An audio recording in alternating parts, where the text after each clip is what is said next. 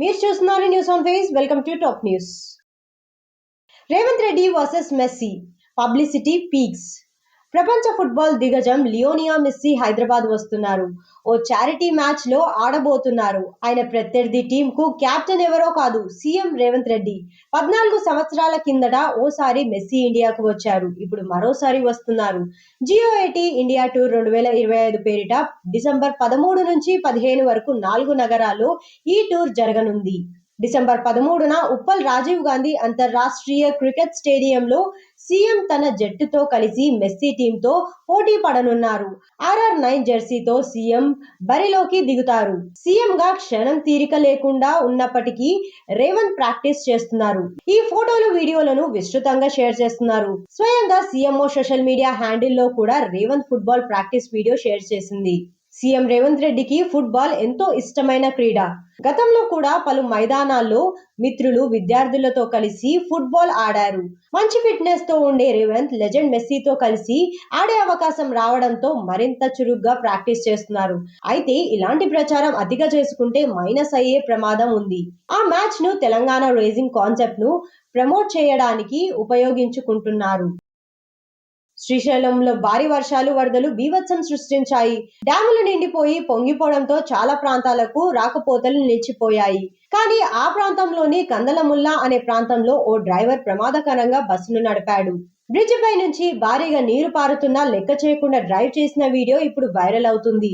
ఏమాత్రం బస్సు అదుపు తప్పినా ఆ పదుల సంఖ్యలో ప్రాణాలు పోయేవని నెటిజన్లు డ్రైవర్ పై ఆగ్రహం వ్యక్తం చేస్తున్నారు.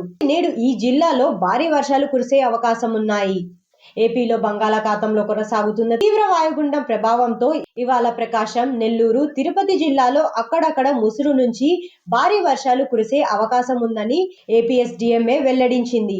కాకినాడ, కోనసీమ, తూర్పు గోదావరి, పశ్చిమ గోదావరి, ఏలూరు, కృష్ణా, ఎన్టీఆర్, గుంటూరు, బాపట్ల, పల్నాడు, రాయలసీమ జిల్లాలో తేలికపాటి నుంచి ముసురు వానలు పడే ఛాన్స్ ఉందని పేర్కొంది. చంద్రబాబుపై జగన్ పెట్టిన తాడు బొంగరం లేని ఎక్సైజ్ కేసు మూసివేత. అధికారం ఉందని చంద్రబాబుపై కేసులు పెట్టాలని ఆరాటంతో ఏమీ లేకపోయినా కేసులు పెట్టించిన జగన్ కు ఇప్పుడు పరువు పోయింది. ఆ కేసుకు ఎలాంటి ఆధారాలు లేవని ఇప్పుడు ఫిర్యాదు చేసిన వాళ్ళే కోర్టుకు వెళ్లి లిఖితపూర్వకంగా తెలియజేస్తున్నారు. దీంతో ఆ కేసును ఏసీబీ కోర్టు మూసివేసింది. గత వారం ఫైబర్ నెట్ కేసు మూసేయగా ఈ రోజు ఎక్సైజ్ శాఖలో అక్రమాలంటూ పెట్టిన కేసును మూసివేశారు. జగన్ రెడ్డి అధికారంలోకి 2019లో వచ్చారు. వచ్చినప్పటి నుండి ఇష్టరీతిన లిక్కర్ దోపిడీకి పాల్పడ్డారు.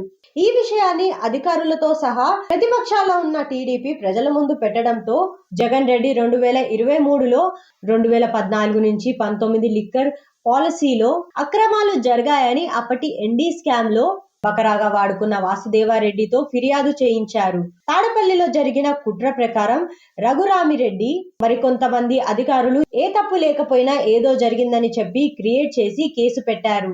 ఈ కేసులో A1 గా సుధాకర్, A2 గా కొల్లు రవీంద్, A3 గా చంద్రబాబు పేర్లను ఏపీసీఐడి నమోదు చేశారు. 2 బేవరేజీలు, 3 డిస్టిలరీలకు లబ్ధి చేకూరించేందుకు మద్యం పాలసీని మార్చాలని ఆరోపించారు.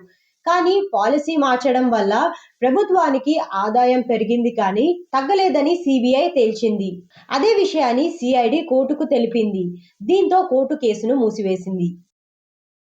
విడుదల రజనీ పార్టీ మారుతున్నారంట. ఏ పార్టీనో ఎవ్వరికీ తెలీదు. విడుదల రజనీకి అయినా తెలుసో లేదో అని ఆరోపణలు వెల్లువెత్తుతున్నాయి. ఆమె ఈ సమాచారాన్ని మీడియాకి అందజేశారు. మీడియా వాళ్ళు దీని ప్రచారం చేస్తున్నారు. ఎందుకంటే జగన్ రెడ్డి రేపల్లెకు ఇన్ఛార్జిగా వెళ్ళమన్నారని, తనకు ఇష్టం లేనందున ఆమె పార్టీ మారాలనుకుంటున్నారని అంటున్నారు. ఘోరంగా ఓడిపోయిన పూలకేశ తరహాలో పార్టీ నడుపుతున్న జగన్ తత్వాన్ని విడుదల రజనీ తట్టుకోలేకపోతున్నారు. చిలుకలూరుపేట నుంచి గుంటూరు, అక్కడి నుంచి మళ్ళీ చిలుకలూరుపేట పంపారు. ఇప్పుడు మళ్ళీ ముక్కు ముఖం తెలియని రేపల్లె ప్రాంతానికి పంపుతున్నారు. అయితే తను రాజకీయాలకు కొత్తే కానీ ప్రతిసారి బలవడానికి సిద్ధంగా లేనని ఆమె లైట్ తీసుకున్నారు. అలా చెప్పినప్పటి నుంచి చిలుకలూరుపేట వైసీపీలో కూడా కనిపించడం లేదు. ఇప్పుడు ఆమె తనను చిలుకలూరుపేటలోనే కొనసాగుతారా లేకపోతే పార్టీ మారిపోవాలా అన్న సంకేతాలను మీడియా ద్వారా విడుదల రజనీ జగన్ కు తెలిపారు. సభలో డ్రామాలు వద్దు. పార్లమెంట్ శీతాకాల సమావేశాలకు ముందు విపక్షాలకు ప్రధానమంత్రి నరేంద్ర మోదీ హితవు. పార్లమెంట్ శీతాకాల సమావేశాల సందర్భంగా ప్రధానమంత్రి నరేంద్ర మోదీ విపక్షాలపై తీవ్ర స్థాయిలో విరుచుకుపడ్డారు. సభలో డ్రామాలు వద్దని, దేశానికి అవసరమైన ఫలితాలపైనే దృష్టి పెట్టాలని సోమవారం స్పష్టం చేశారు. నినాదాలు చేయడానికి బయట చాలా వేదికలు ఉన్నాయని, పార్లమెంట్ను మాత్రం విధాన రూపకల్పనకు పరిమితం చేయాలని ఆయన గట్టిగా సూచించారు. సమావేశాల ప్రారంభానికి ముందు మీడియా ఎదుట మాట్లాడిన ప్రధానమంత్రి నరేంద్ర మోదీ ఫలవంతమైన చర్చలు జరపాల్సిన ఆవశ్యకతను నొక్కి చెప్పారు. ఈ శీతాకాల సమావేశాలు కేవలం ఒక సంప్రదాయం కాదని, దేశాన్ని శరవేగంతో ప్రగతి పదంలో నడిపించే ప్రయత్నాలకు కొత్త శక్తినిచ్చే మార్గమని ప్రధానమంత్రి నరేంద్ర మోదీ అన్నారు. భారతదేశం ప్రజాస్వామ్య స్ఫూర్తితో జీవిస్తుంది. ఇటీవల బీహార్ ఎన్నికల్లో భారీగా పోలైన ఓటింగ్, ముఖ్యంగా మహిళల భాగస్వామ్యం పెరగడం ప్రజాస్వామ్యంపై ప్రజలకు ఉన్న విశ్వాసాన్ని బలపరిచింది. ప్రజాస్వామ్యం ద్వారా ఫలితాలు సాధించగలమని భారత్ నిరూపించింది. ప్రపంచం మన ప్రజాస్వామ్య ఆర్థిక వ్యవస్థల బలాన్ని నిశితంగా గమనిస్తుందని ఆయన వివరించారు.